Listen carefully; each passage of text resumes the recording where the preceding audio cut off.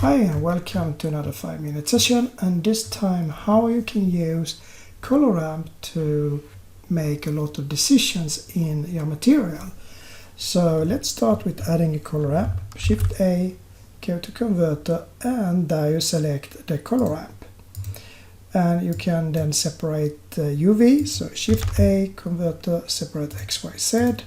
And in this case I will only use the x-axis just to show you, but you can use the y-axis and combine x and y and so on. But we start simple, we only have 5 minutes as usual. And then I change the linear into constant, and then we only get black and white out here. And we can now see, if I put that to the base color, that we get black here and white here. And if I put in some more here, then I can say that this should be on a specific place, and it could be white, and then this will change as well. So if I put that to 0.2 for instance, it will be on position 0.2 and so on. So I can then decide a lot if it should be on or off by adding a lot of these arrows or tags here in different places. It doesn't matter so much where I put them. And then I get out information. Then I can connect this to different textures and so on. But to make a decision I need to have something more than 0 or 1. So I can use the colors that we have here to create different types of values and use those values to say if we should use version A or version B or version C and so on in our material flow. So let me give you an example. We separate this color here. So we have it like this. And now we only get the information from the red channel, because then we only need to change the red here as well. So if I take the first one and change the red to 0.1, then we can use that value as an information that we now reached position 0.2 with the value of 0.1. Can be confusing. I will show you later on how it works. The next one will have the value of 0.1 on the red, and the last one will, no, not 0.1, 0.2 of course, 0.2, and then the next one will have 0.3. So we now have a red value of 0.1, 0.2 and 0.3. Now we separate it, and you can see we get darker, brighter and even brighter here.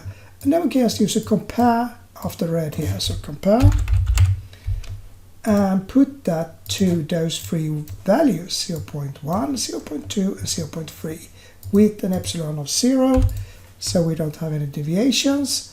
So this one will be 0.1, then we copy it using Shift D, and we copy it once more, and then we have 3 decisions, so to say. You can make like 10 or 20 decisions. This is just an example. So then we have this, and it will be 0.2 here, and it will be 0.3 on the last one. So 3 different things that we now would like to, let's say, control the texture. So one texture for 0.1, another for 0.2, and one texture for 0.3.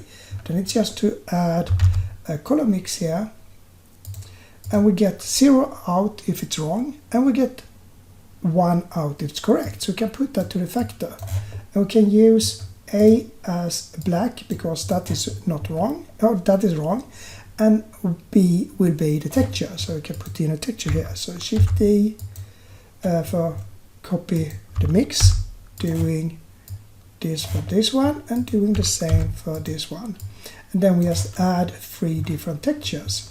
So Shift A, texture, we can use a magic texture here, we can use something else here. So texture, we can take the wave texture for instance, and on the last one we can then use texture like Voronoi texture, yeah, so we see some difference. Put that on the last one. So that means that we have 3 different textures out, and if we don't have a texture out, it's black. So we can just add things. So just copy this one, Shift D, put that to add, take that and the factor to 1, take a new add, so Shift D, take this one and take the last one, and then we can put that to the base color. So then we get different results here. We get the magic texture, this one, when the result is 0.1, which is the value that I put on the first one. But we get it on the position 0.2. So we can decide where and we can decide what. And we do the same with the next one. So here we have 0.2 and we have that on this position, and then we get this wave texture on position 0536.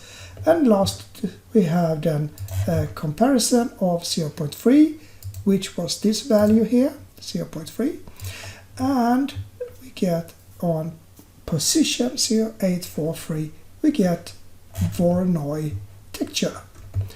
And you can combine it with Y and X and use different multiplications or whatever you want to create stuff wherever you want on a map like this. So you can create digital numbers and so on.